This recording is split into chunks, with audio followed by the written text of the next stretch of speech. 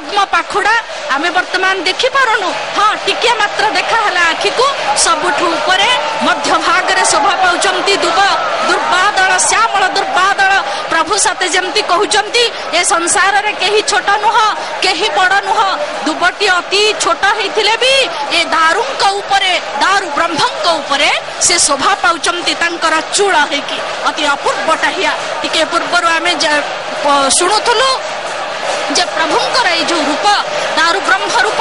ए दारु ब्रह्म रूपकर कौनसी प्रकृत परिकल्पना नहीं तांकर हाथ अधा अधा प्रलंब बाहु तांकर देहटी अधा गढ़ा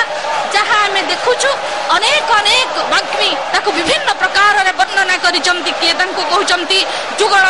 बद्ध रूप किए तांको कहउचंती गोप्य पाद किए तांको कहउचंती गूढ़ पाद